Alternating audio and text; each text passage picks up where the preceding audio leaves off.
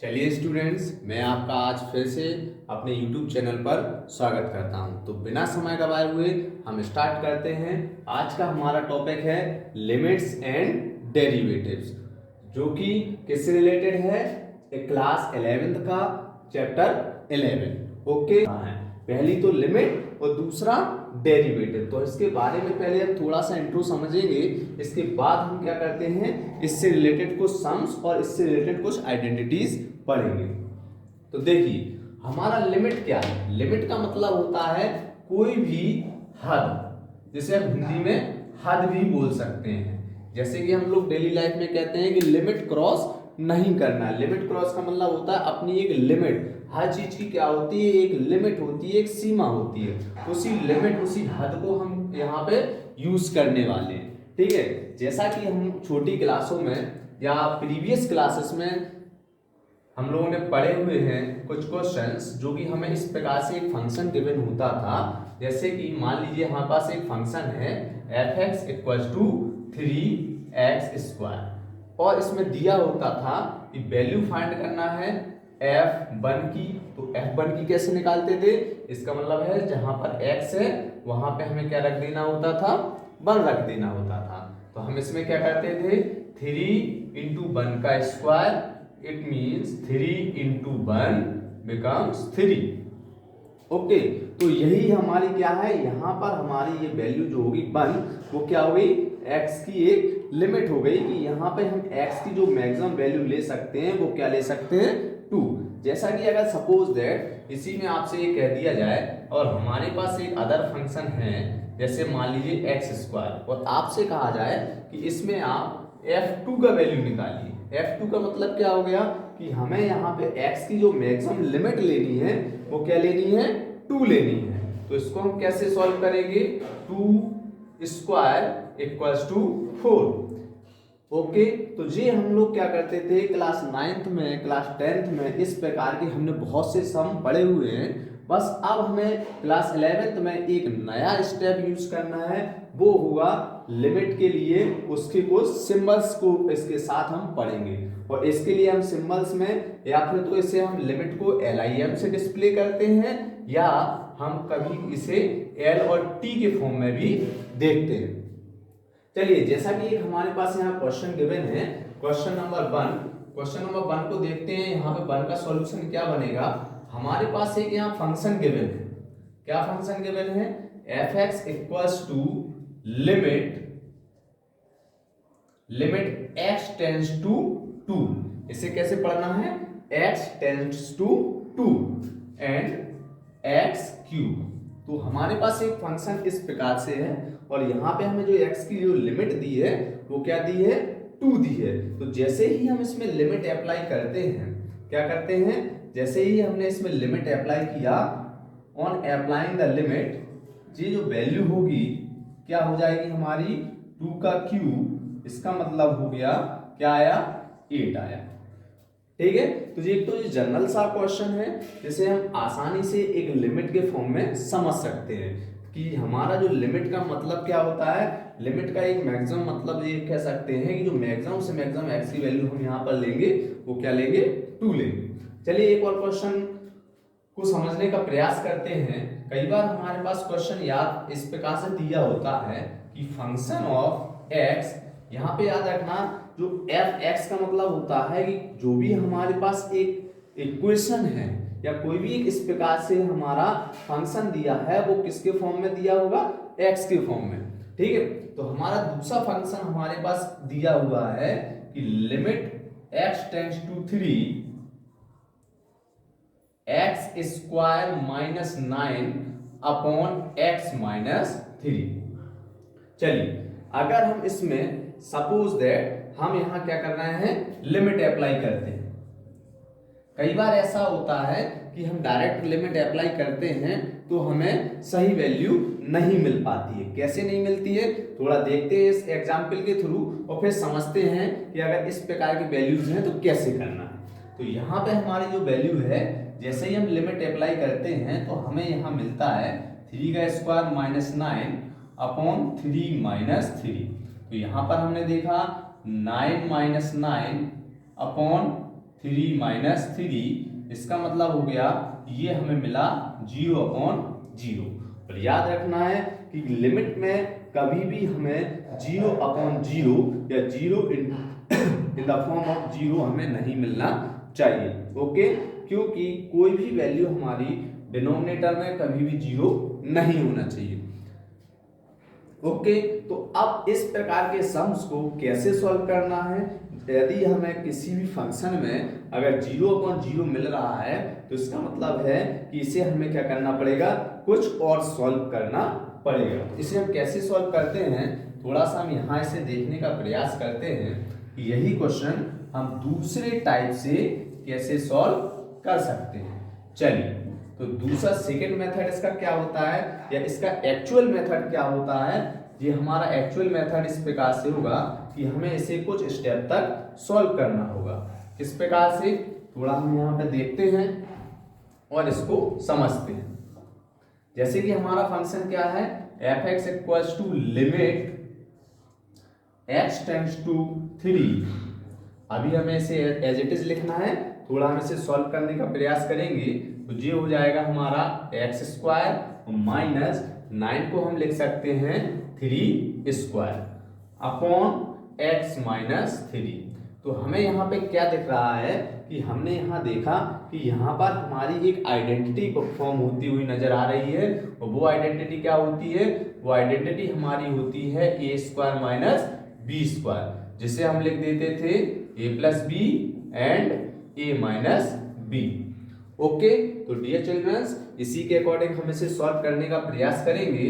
तो यहाँ पर हमारा हो जाएगा लिमिट x टेंड्स टू 3 और यहाँ हो जाएगा x minus 3 x plus 3 upon x minus 3। तो यहाँ से हमारा x माइनस 3 कैंसिल हो जाएगा और हमें मिल जाएगा क्या, लिमिट x टेंड्स टू 3 और यहाँ हो जाएगा x प्लस 3। जैसे ही हम इसकी लिमिट अप्लाई करते हैं ऑन टेकिंग लिमिट, ये हमारा क्या बनेगा, जैसे ही हमने लिमिट अप्लाई किया तो यहाँ हो जाएगा 3 प्लस 3 इक्वल्स टू 6 और ये हमारा क्या हो जाएगा, आंसर हो जाएगा। ठीक है, तो इसको हम फिर से एक बार रिकॉल करके देखते हैं कि जो भी हमारी वैल्यू कोई भी फंक्शन सपोज हमें इस प्रकार से दिया है कि f(x) equals to limit x tends to 2 and x3, तो इस प्रकार की वैल्यूज में तो हम डायरेक्टली लिमिट का यूज कर लेते हैं, बिकॉज हमें कोई भी हमें फंक्शन जो है 0/0 के फॉर्म में नहीं मिलना चाहिए। ये हमारी इसकी बस important, very very important condition सिर्फ ये होती है कि हमें लिमिट को समझने के लिए बस इसका ध्यान देना है कि कहीं पे भी हम लिमिट यूज करें तो उस जगह पर हमें 0/0 का फॉर्म नहीं मिलना चाहिए। चलिए, तो यहाँ पे तो हम डायरेक्टली सॉल्व कर लिए, लेकिन दूसरा हमारा एक एग्जाम्पल इस प्रकार से आया कि एक फंक्शन और है f(x) limit x tends to 3 and x² minus 9 upon x minus 3। लेकिन जब हम इसमें डायरेक्टली लिमिट अप्लाई करते हैं, क्या करते हैं, डायरेक्ट लिमिट अप्लाई करते हैं, तो हम देखते हैं कि इसे सॉल्व करने पर हमें 0/0 मिल रहा है, जो कि हमारा क्या है, रॉन्ग है। तो अब हम इसे सही फॉर्म में कैसे करेंगे, तो इसके लिए हमें कई बार क्या होता है, थोड़ा सॉल्व करना होता है। तो हम इसे इस प्रकार से सॉल्व करेंगे। सबसे पहले हमने क्या किया, ऊपर हमने इसे आइडेंटिटी के फॉर्म में कन्वर्ट किया, और जैसे ये आइडेंटिटी का फॉर्म बना तो हमने इसे लिख दिया x माइनस 3 x प्लस 3। यहाँ पर x माइनस 3 कॉमन है, कैंसिल हो जाएगा। अब हमारे पास जो फंक्शन आया है, जो हमारे पास फंक्शन बचता है x का, वो क्या बचता है, limit x tends to 3 and x plus 3। Okay, तो जैसे ही हम इसमें लिमिट अप्लाई करते हैं, मीन्स x की वैल्यू जैसे ही अप्लाई करते हैं, हमारे पास क्या आंसर आ जाता है। चलिए, लिमिट से रिलेटेड एक और एक सम सॉल्व करने का प्रयास करते हैं।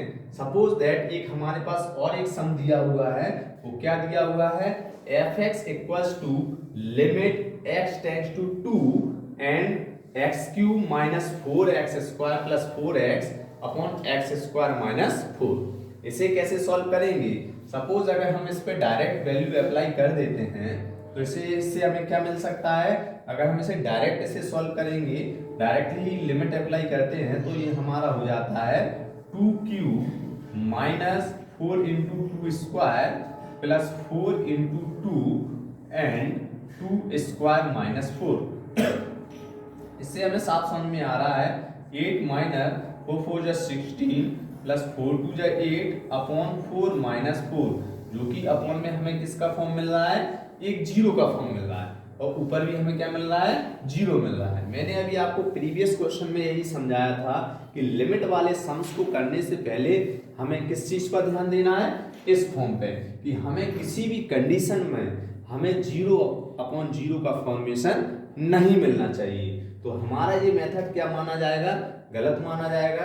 तो इसके लिए हम इसे सही फॉर्म में कैसे सॉल्व करेंगे, इसे अब हम समझते हैं। तो ये हमारा क्या है, एक रॉन्ग मेथड माना जाएगा। तो इसका सही मेथड क्या है, किस प्रकार से इसे सॉल्व करना है, तो इसका जो सही सॉल्यूशन होगा कि हमारे पास जो फंक्शन है f(x) वो क्या है, लिमिट x टेंड्स टू 2। इसको हम थोड़ा सॉल्व करने का प्रयास करते हैं।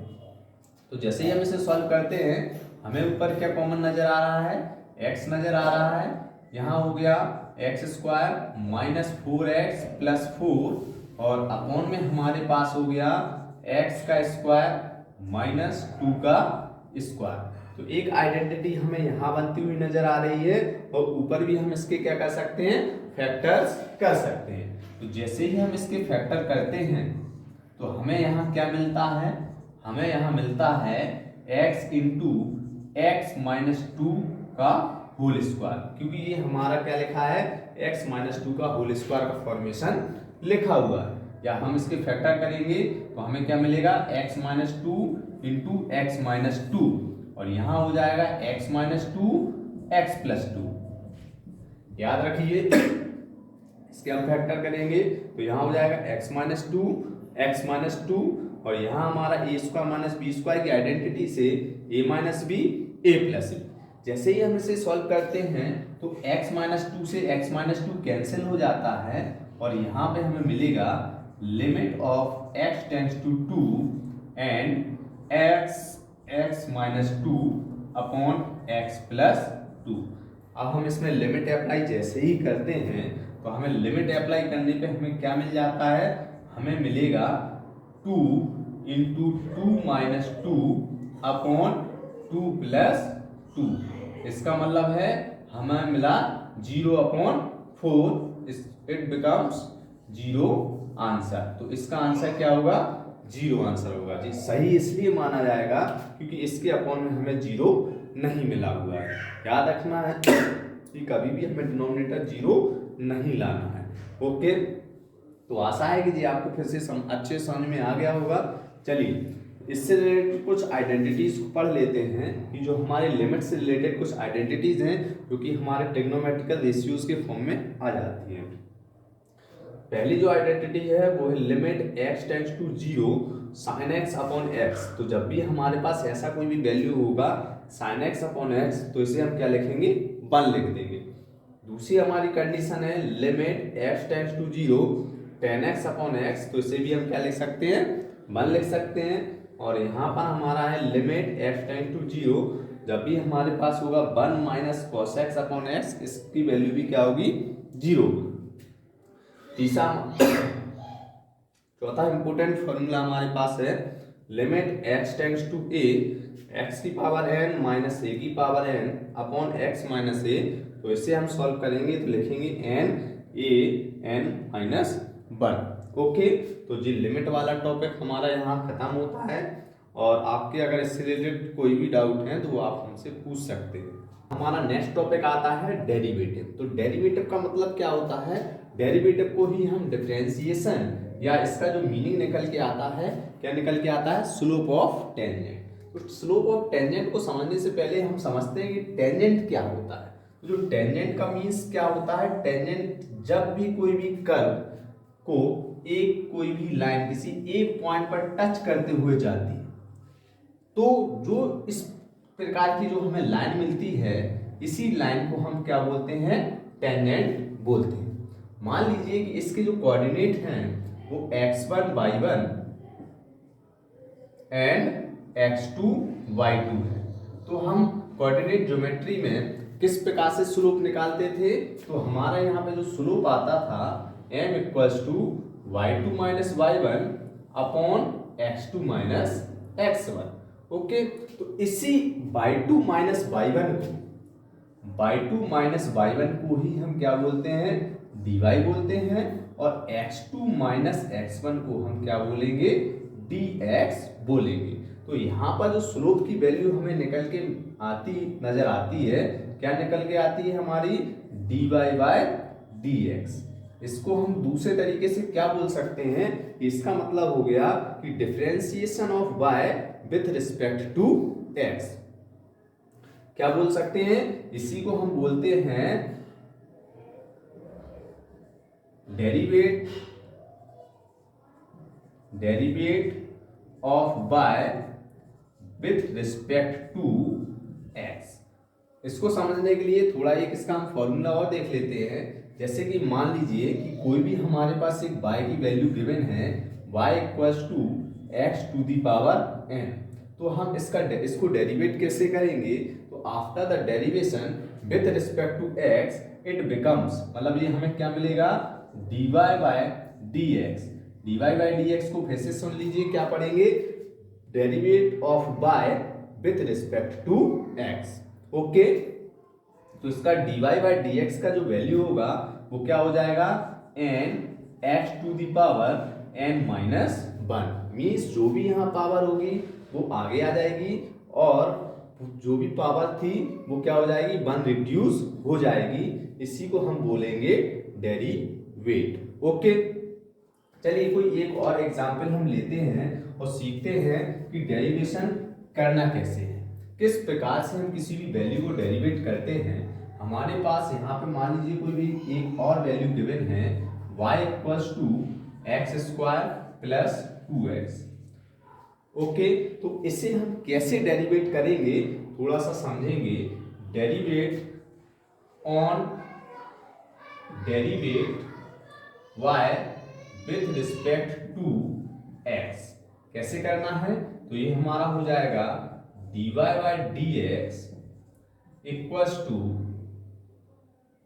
dy by dx of X square plus 2 into dy by dx of x। तो यहाँ पे जैसे ही हम इसे सॉल्व करते हैं तो ये हमें क्या मिलता है? यहाँ मिल जाएगा 2x की पावर 2 माइनस 1 प्लस 2 इंटू 1। याद रखना है, जब हमारे पास यहाँ पर वैल्यू जो आएगी वो क्या मिलेगी? 1 इंटू एक्स की पावर 1 माइनस 1। और किसी भी वैल्यू की पावर जब 0 होती है तो उसे हम क्या लिखते हैं? 1 लिख देते हैं। तो यहाँ से हमारे ये निकल के आता है 2x प्लस 2। तो ये हमारा जो डेरिवेट ऑफ y जो यहाँ पे हमें निकल के आया है विद रिस्पेक्ट टू x, वो क्या हो जाएगा? 2x प्लस 2 हो जाएगा। ओके, चलिए हम कुछ और डेरिवेटिव्स को सॉल्व करने का प्रयास करते हैं। जैसे कि मान लीजिए हमारे पास कोई एक डेरिवेटिव गिवन है, z equals to T cube plus T square plus 2t। तो इसे हमें कैसे सॉल्व करना है? तो सबसे पहले हम लिखेंगे कि derivate z with respect to t। याद रखना है कि जब भी किसी भी डेरिवेट को हम डेरिवेट करते हैं, जिसके रिस्पेक्ट में डेरिवेट करते हैं वो वैल्यू ही हमारी सिर्फ वेरिएबल में काउंट होती है। इसके अलावा अगर हमारे पास कोई और वैल्यू हो तो उसे हम क्या मान लेते हैं? कांस्टेंट मान लेते हैं। और किसी भी कांस्टेंट वैल्यू का जब भी हम डेरिवेशन करते हैं, क्या करते हैं? किसी भी कांस्टेंट का को जब भी हम डेरिवेट करते हैं तो हमें हमेशा 0 मिलता है। ये बात हमें याद रख लेना है। कोई भी कांस्टेंट वैल्यू का जब भी हमें डेरिवेशन करना है वो हमें 0 देगा। चलिए, तो जब हम इसे डेरिवेट करते हैं कि dy by dz y dt, derivative of z with respect to t कैसे पढ़ेंगे? Derivative of Z with respect to T. तो हमें यहाँ क्या मिलेगा 3 according to rule N X की power N minus one means T minus T 3 minus 1 2। Same यहाँ कर लेना है 2 T to the power 2 minus 1 means एक स्टेप और बढ़ाते हैं तो यहाँ आएगा 3 माइनस 1, यहाँ आएगा 2 माइनस 1 और प्लस 2 इंटू टी 1 माइनस 1। तो यहाँ से हमें मिलेगा 3t square plus 2t plus 2, क्योंकि किसी भी वैल्यू की पावर मैंने अभी आपको बताया कि अगर कोई भी वैल्यू है उसकी पावर 0 हो जाती है, कोई भी पावर है 0 हो जाती है तो उसकी वैल्यू क्या होती है, हमेशा 1 होती है। इसे याद रखना। तो ये हमारा डेरिवेट कंप्लीट हुआ। कैसे हमने डेरिवेट किया, कोई भी हमें फंक्शन दिया है z equals to T cube plus T square plus 2t, तो हम इसे डेरिवेट कर रहे हैं विथ रिस्पेक्ट टू t। जैसे हमने with respect to t solve किया हमें क्या मिलेगा 3t square plus 2t plus 2। चलिए एक और एग्जाम्पल से कुछ कांस्टेंट वाली प्रॉपर्टी को भी क्लियर कर लेते हैं। हमारे पास एक और फंक्शन दिया हुआ है y इक्वल्स टू एक्स की power 4 plus 2x plus z। इसे हम कैसे डेरिवेट कर रहे हैं, हमने इसे भी क्या किया, डेरिवेट किया, derivate y with respect to x। जब हम इसे विथ रिस्पेक्ट टू x जब हम इसे डेरिवेट करेंगे तो जो वैल्यू z होगी वो हमारी क्या मानी जाएगी, कांस्टेंट मानी जाएगी। तो जिसे सॉल्व करेंगे तो ये हमारा हो जाएगा dy by dx equals to 4x cube plus 2 plus 0। ओके, क्योंकि यहाँ पर जो z होगा वो क्या होगा, एक कांस्टेंट में काउंट होगा। किस में काउंट करेंगे हम इसे, एक कांस्टेंट वैल्यू में। और किसी भी कांस्टेंट वैल्यू का जब भी हम डेरिवेट फाइंड करते हैं तो वो हमेशा 0 मिलता है। तो हमारा यहाँ पे जो आंसर निकल के आएगा वो हो जाएगा 4x क्यूब प्लस 2। तो ये हमारा रिक्वायर्ड आंसर हो जाएगा। चलिए डेरिवेट से रिलेटेड कुछ और हम इंपोर्टेंट आइडेंटिटीज के बारे में डिस्कस कर लेते हैं जो आपके ट्रिग्नोमेट्रिक रेशियो से रिलेटेड है। जब भी हम डेरिवेट x sin x का डेरिवेट फाइंड करेंगे विथ रिस्पेक्ट टू x हमें क्या मिलेगा, cos x मिलेगा। और इसी प्रकार से जब डेरिवेट dy बाय dx किसका निकालेंगे, cos x का, तो क्या मिलेगा, sin x मिलेगा। सेम जब dy बाय dx हम किसका निकाल d of 10 derivative of 10x देखेंगे विथ रिस्पेक्ट टू x तो क्या हो जाएगा sec स्क्वायर x, और यहाँ पे जब हम डेरिवेट ऑफ sec x देखेंगे तो हमारा क्या हो जाएगा sec x into 10x। Same यहाँ पे कर लेना है, जब भी हम डेरिवेट करेंगे cosec x तो ये हमारा हो जाएगा minus cosec x into cot x। और जब हमारे पास दो फंक्शन दिए हों, किसमें, या फिर प्लस में या माइनस में, तो हम पहले फंक्शन को डेरिवेट करते हैं, फिर जो भी साइन है उसे एज इट इज लगाते हैं, फिर दूसरे फंक्शन को डेरिवेट कर देते हैं। डेरिवेट करना मैंने आपको बता दिया।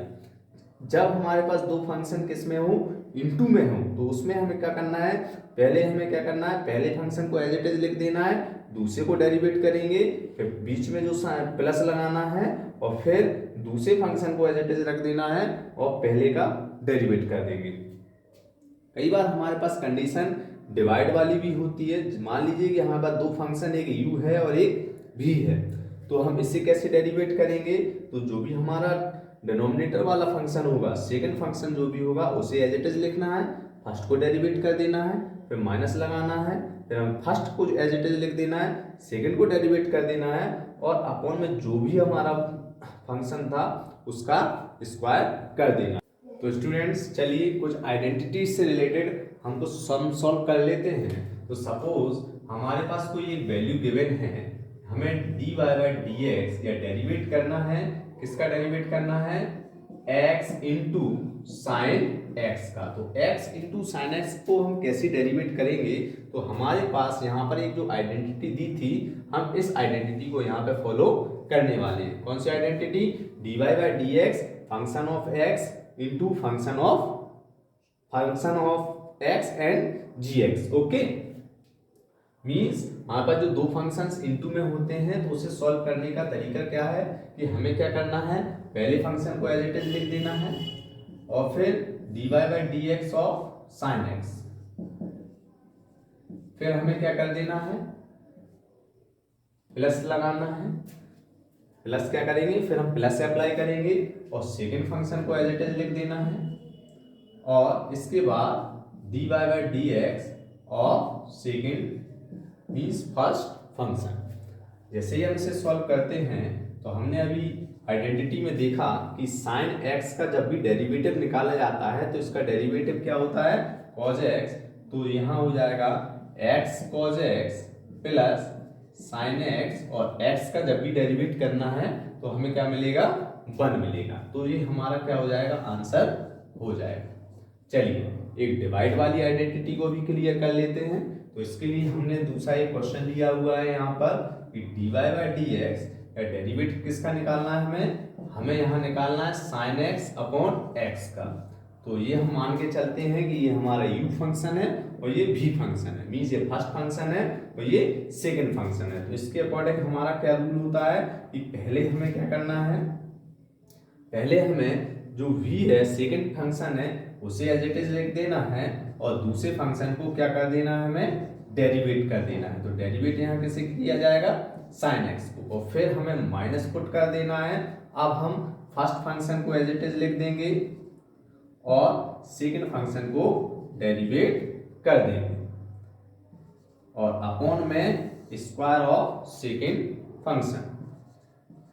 तो जैसे ही हम इसे डेरिवेट करते हैं यहाँ मिलेगा x cos x, क्योंकि डेरिवेट ऑफ साइन x हमारा क्या होता है, cos x होता है माइनस साइन x, और जब भी डेरिवेट ऑफ x निकालते हैं तो हमेशा 1 मिलता है अपॉन एक्स स्क्वायर। तो ये हमारा क्या हो जाएगा, आंसर हो जाएगा।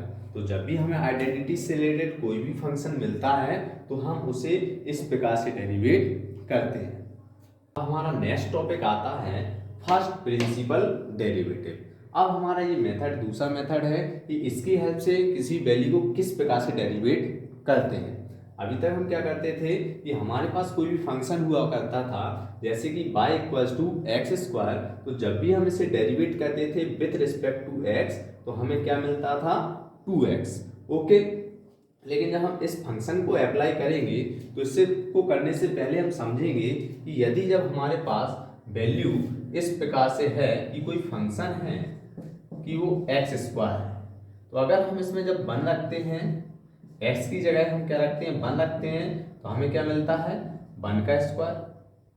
जब हम इसमें 2 रखते हैं तो हमें यहाँ पे क्या मिल जाता है, 2 का स्क्वायर। और जब हम इसमें 3 रखते हैं तो हमें क्या मिलता है, 3 का स्क्वायर। और ऐसे ही जब हम इसमें x की जगह क्या रखते हैं, x प्लस एच अगर रख दें, क्या रख दें, x प्लस एच रखते हैं, तो हम पाते हैं कि यहाँ पे हमें जो फंक्शन मिलता है वो फंक्शन किसके फॉर्म में मिलता है, x प्लस एच का होल स्क्वायर के फॉर्म में। ओके, तो अब हम अप्लाई करते हैं फर्स्ट प्रिंसिपल ऑफ डेरिवेटिव। तो हमारे पास जो गिवन फंक्शन है, गिवन फंक्शन क्या है, गिवन फंक्शन जो हमारे पास है क्या है, F X equals to X square. जैसे ही हम इसमें वैल्यू अप्लाई करते हैं तो एफ डैश एक्स की जो वैल्यू होगी वो क्या हो जाएगी, limit X H tends to X, H tends to 0, function of X plus H की जो वैल्यू हमारी आई है वो क्या आई है, X plus H whole square minus and function of F X, function of F X हमारे पास क्या था, एक्स स्क्वायर अपॉन ये हमारा हो जाएगा एच। तो जैसे ही हम इसे सॉल्व करते हैं तो हमें क्या मिलता है, लिमिट एच टेंड्स टू 0, यहाँ पे ए प्लस बी की होल स्क्वायर वाली आइडेंटिटी ओपन करना है, तो ये हो जाएगा A square plus B square plus 2ab means 2xh minus X square upon H. तो एक्स स्क्वायर से एक्स स्क्वायर यहाँ पर कैंसिल हो जाएगा, यहाँ पे हो जाएगा लिमिट h टेंड्स टू 0, और यहाँ हम देखेंगे हमें मिलेगा H square plus 2xh upon H. H common लेके हम इसमें रिमूव कर सकते हैं, तो ये हमारा होगा लिमिट h टेंड्स टू 0, और ये हो जाएगा, क्या हो जाएगा यहाँ पर h कॉमन लिया तो h plus 2x upon h, h से h रिमूव किया, और जैसे ही हमने अप्लाई किया limit on taking limit h tends to 0, जैसे ही हम लेते हैं तो हमें क्या मिलेगा 0 प्लस 2x, मीन्स आंसर हमारा क्या आता है 2x ही आता है। और अगर हम डायरेक्ट जब भी इसे हम डेरिवेट करते हैं तो भी हमारा आंसर क्या आता है 2x आता है।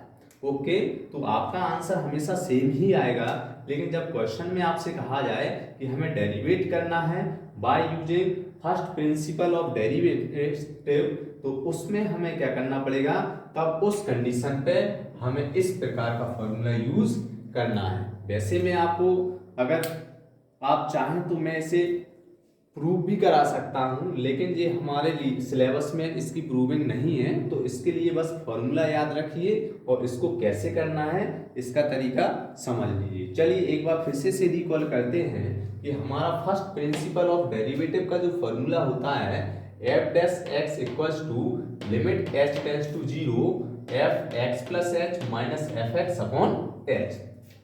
सपोज हमारे पास फंक्शन क्या है एफ एक्स है, F X equals to X square, तो हम इसमें x की जगह पहले क्या रखेंगे, हमारे पास एफ एक्स था और x की जगह हमने क्या रखा x प्लस एच, और जी बाकी की चीजें जो बेटा ये हमने आपको सिर्फ समझाने के लिए यूज की हुई है। ओके, तो हमने क्या किया, यहाँ पर x की जगह क्या रख दिया x प्लस एच, तो हमें क्या मिल गया x प्लस एच का होल स्क्वायर, और जैसे ही हम यहाँ पे वैल्यू अप्लाई करते हैं एफ एक्स प्लस एच की, तो हमारा यहाँ हो जाता है एक्स प्लस एच का होल स्क्वायर, और ये हो जाएगा एक्स स्क्वायर अपॉन एच, और इसका होल स्क्वायर ओपन करेंगे तो हम देखेंगे एक्स स्क्वायर और एक्स स्क्वायर कैंसिल हो जाएंगे, हमें मिलेगा x square plus 2xh upon H. दोनों में ही हमारा h कॉमन नजर आ रहा है, h को रिमूव कर देना है, हमारे पास वैल्यू बचती है h प्लस 2x, और जैसे ही हम इसमें लिमिट अप्लाई करते हैं तो h भी हमारा 0 हो जाएगा, और हमारा जो डेरिवेटिव निकल के आएगा वो क्या निकल के आएगा 2x, means f dash x की जो वैल्यू होगी वो क्या होगी 2x होगी। तो आई होप आपको ये सारे क्वेश्चंस बहुत ही अच्छे से समझ में आ गए होंगे, और हमने पूरा प्रयास किया है कि एक ही वीडियो में आपका लिमिट्स एंड डेरिवेटिव पूरा टॉपिक कवर हो जाए। इसके अलावा इसमें हमारा ज़्यादा कुछ, आपको ये मेरा वीडियो बहुत पसंद आया होगा, और यदि आपको किसी भी प्रकार का कोई भी डाउट होता है तो आप कमेंट सेक्शन में जरूर लिखिएगा, और अगर आप चाहते हैं कि इसी प्रकार से आप तक और भी वीडियो पहुंचते रहें तो कमेंट सेक्शन में क्लास और जो भी आपका टॉपिक है उस टॉपिक को जरूर मेंशन कीजिएगा, और हम प्रयास करेंगे कि उसका भी वीडियो आप तक टाइम से पहुंचे। और हमारा वीडियो कृपया करके लाइक करें और सब्सक्राइब करें, और अपने सभी दोस्तों तक इसको पहुंचाने का प्रयास करें। धन्यवाद।